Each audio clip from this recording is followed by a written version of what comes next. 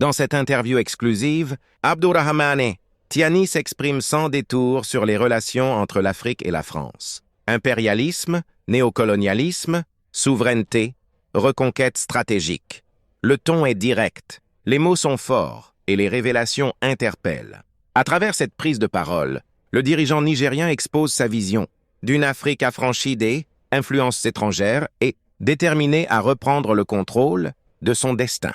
Que l'on partage ou non ses positions, ces déclarations suscitent débat et réflexion. Installez-vous, écoutez attentivement et préparez-vous à découvrir des propos qui ne laisseront personne indifférent. Abonne-toi et active la cloche de notification pour ne rien rater les prochaines fois. Il y a quelques mois, en 2024, qu'il va falloir, avec l'Union européenne, traverser la Méditerranée, même si c'est dans 1 an, 2 ans ou 10 ans, pour reconquérir par les armes sur le feu l'Afrique. Parce que la France et l'Europe sans l'Afrique, c'est la souffrance en perspective.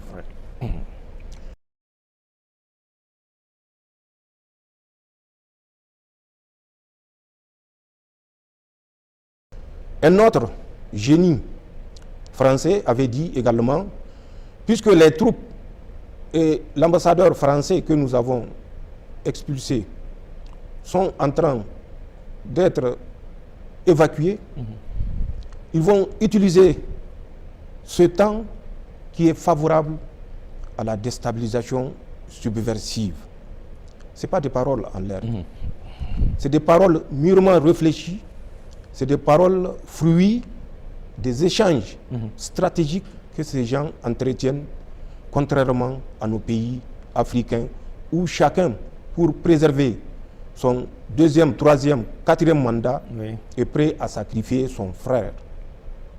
Pour revenir à ce qui a été mis en place et dont on voit le déroulement actuel, toujours en 2024, après cette cellule dont Jean-Marie Bockel avait eu la responsabilité, pour laquelle il a présenté le résultat le 23 octobre 2024 à la présidence française, donc à Emmanuel Macron. Il a initié, il ne s'est pas arrêté là, pour vous montrer l'esprit européen qui entoure tous ces événements que nous vivons aujourd'hui. Il a entrepris une campagne de présentation. Il a déjà fait l'Italie. Il devait faire l'Allemagne en novembre 2024. Et c'est là où nous avons cessé d'accorder d'intérêt à ces actions pour nous concentrer sur l'essentiel. C'est ça. Donc après cette cellule, une autre cellule a vu le jour en septembre, toujours de l'année 2024. Cette cellule, ils l'ont appelée la cellule Sahel de l'Élysée. La cellule Sahel de l'Élysée a été confiée à un certain Christophe Guilou, ou Guilhou, je ne sais pas la prononciation. Guilou s'écrit G-U-I-L-H-O-U.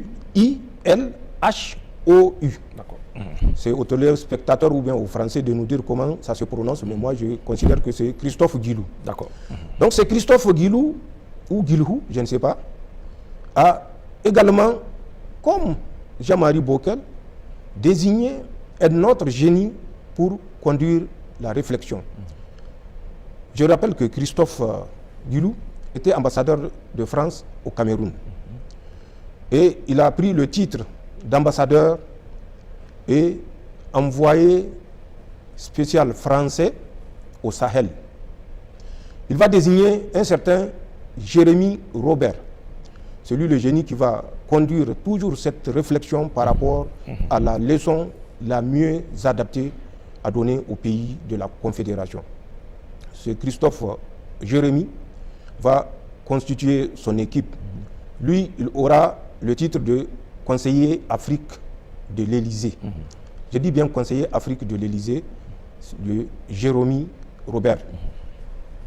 Il va constituer cette cellule Sahel qui sera composée de la DGSE française, de l'Organisation internationale de la francophonie, je dis bien l'Organisation internationale de la francophonie, et d'une direction géopolitique du ministère français des Affaires étrangères.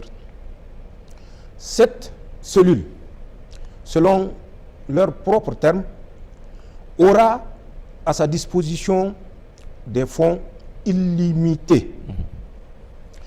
Des fonds illimités, je le dis avec insistance, parce que ça prouve l'importance que le régime subversif français accorde à cette cellule Sahel. Disposant de fonds illimités, sa mission sera d'amplifier tout événement qui se produira dans la Confédération États du Sahel. Particulièrement tout événement qui aura lieu ou qui n'a même pas eu lieu au Niger. Je dis bien qui n'a même pas eu lieu au Niger. D'accord. Elle aura également pour mission, à travers la DGSE française, de conduire toutes les opérations subversives de déstabilisation au sein de la Confédération, et particulièrement au Niger. Cette cellule Sahel aura également pour mission de tout faire par tous les moyens pour diaboliser les relations entre les États de la Confédération et la Fédération de Russie, la Turquie, la Chine, l'Iran et la Corée du Nord. Voilà, entre autres, les missions qui ont été confiées à cette cellule. L'importance de ce rappel, c'est pour que nos compatriotes nigériens et de la Confédération, et même du monde, puisque nous avons une diaspora confédérale à travers le monde, comprennent ce qui se passe présentement dans notre espace.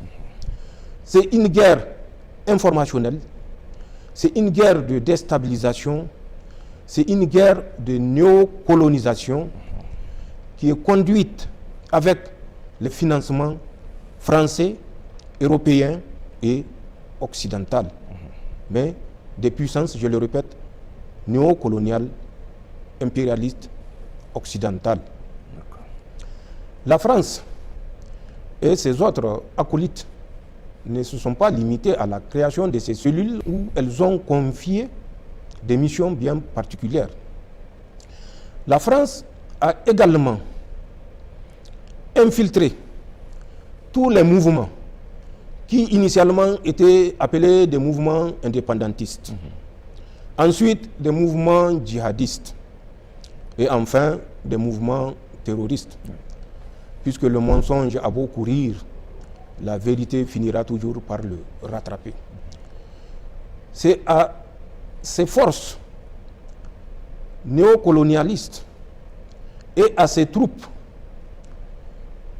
auxiliaires, tirailleurs de notre âge que nous faisons face et que nous faisons face avec succès.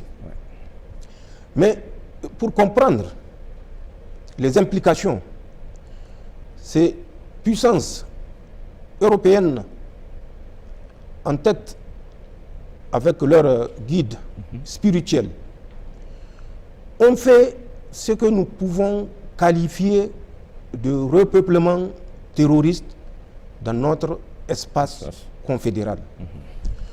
Ce repeuplement terroriste a consisté en quoi?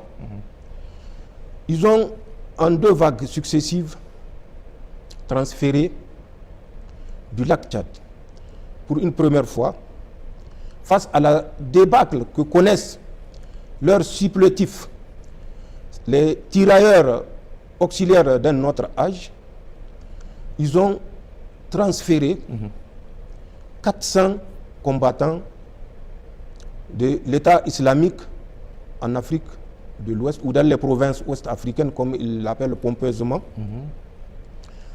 dans le triangle Burkina, Niger, Mali.